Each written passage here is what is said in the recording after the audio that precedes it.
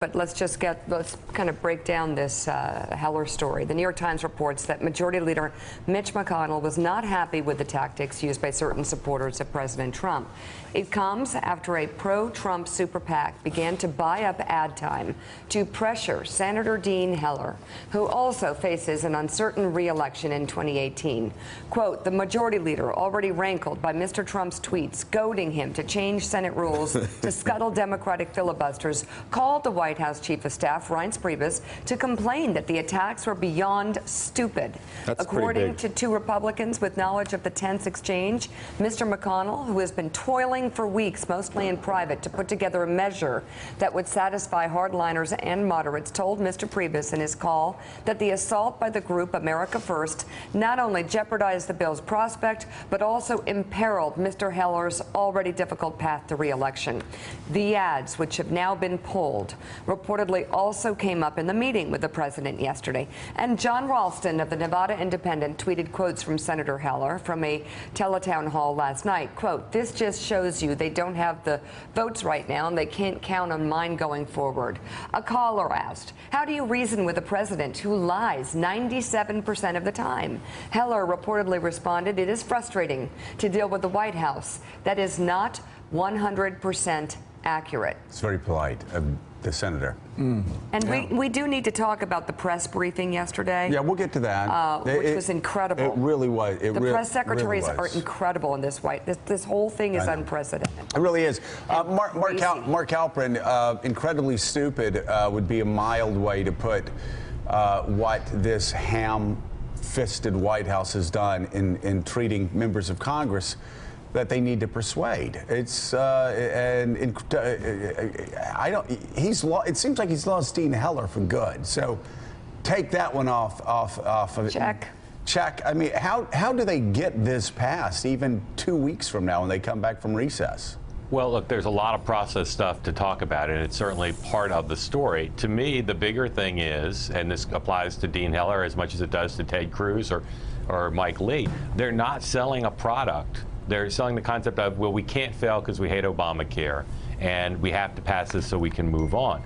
The White House, Mitch McConnell, you don't hear them talking with passion about improving the health care of Americans and explaining with reality that there'll be some losers, there'll be some winners. But I think right now they're just drowning in all this process stuff. Mark, can we just again just strip this down? I think Allah Pundit tweeted this a couple of days ago, but it really is. It was sort of a joke, but I think it does more to cut through where Republicans are right now.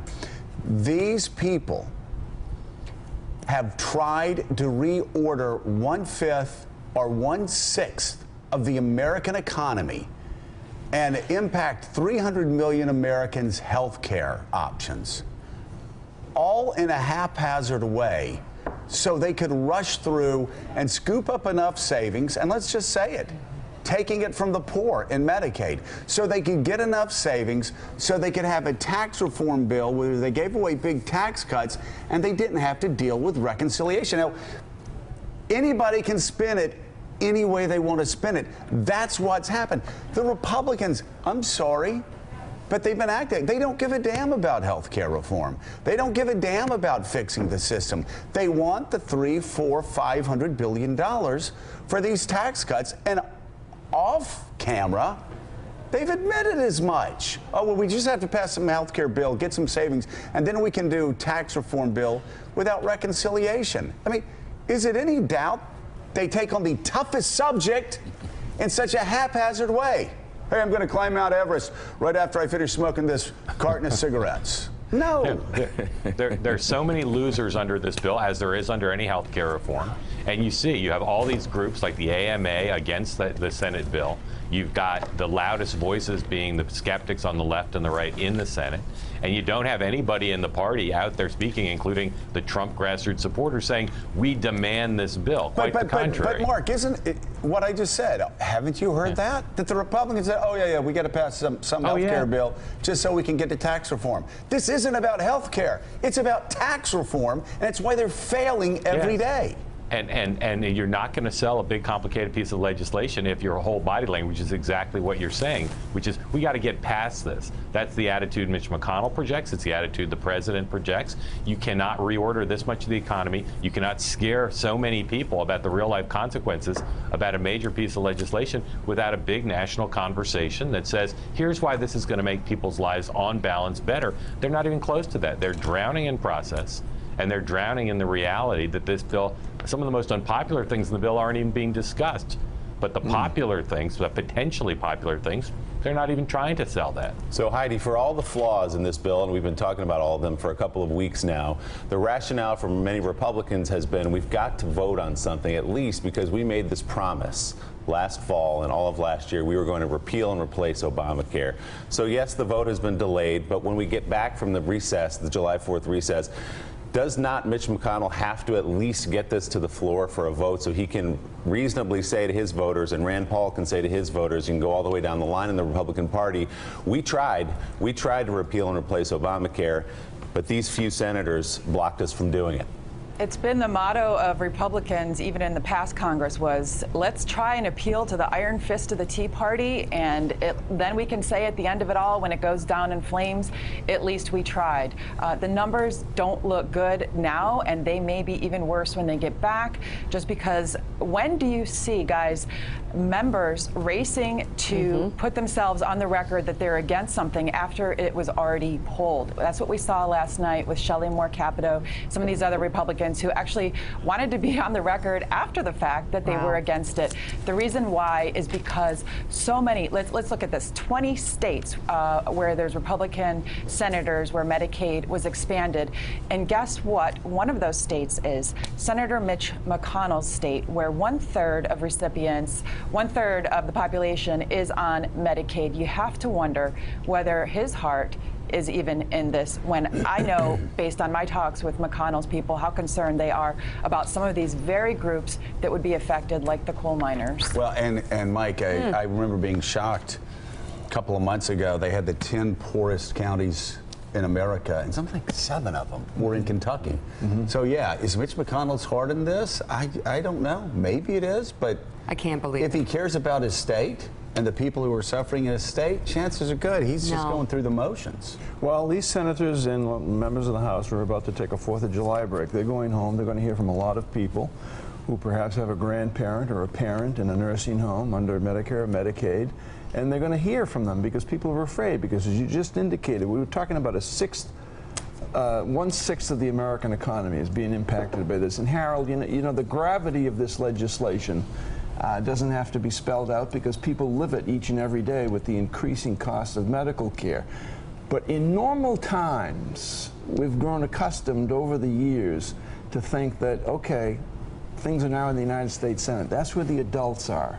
The Tea Party isn't running rampant in the House, in the Senate the way they are in the House. These are not normal times. We know this. But if you speak to several people at the staff level, they will tell you that one of the elements here is the shadow of Merrick Garland, shut out from a hearing, and just drove the polarization effect up to heights no one has ever seen before. So neither side is going to come together to really fix this. Look, the Garland effect remains, and we will learn here, I guess, soon whether Justice Kennedy is in a separate basket, what he may or may not do. But one of the positives about this is at least there's been a greater education around Medicaid. Medicaid has had this stigma of being, in the eyes of a lot of voters, is something that poor people take advantage of.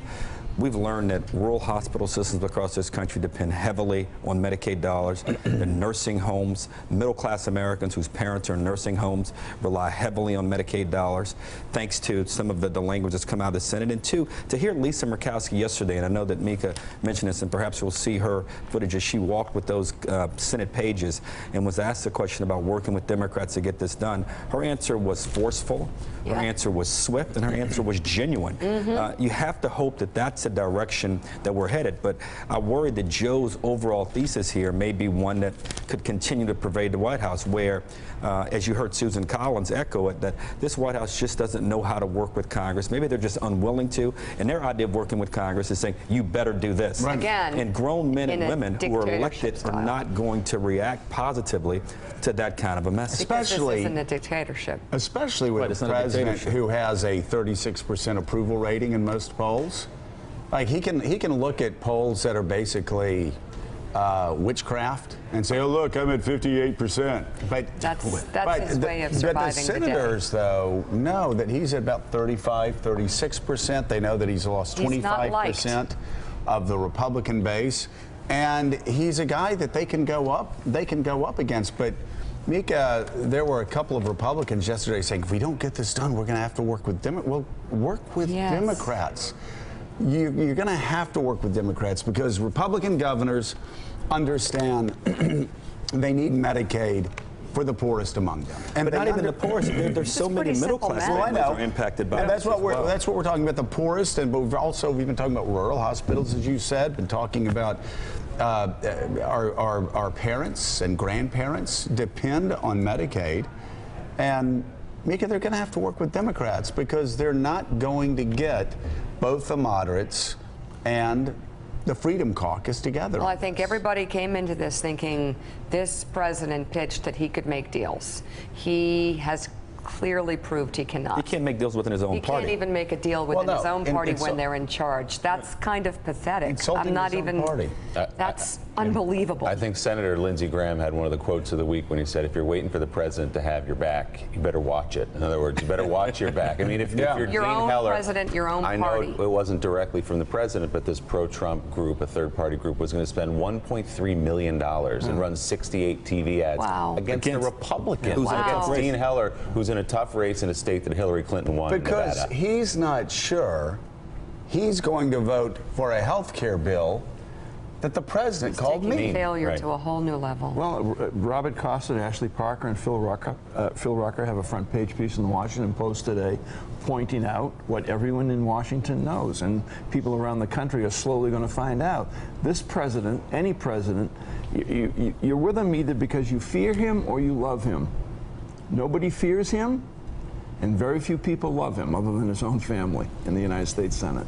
Yeah. You don't even want to. Well.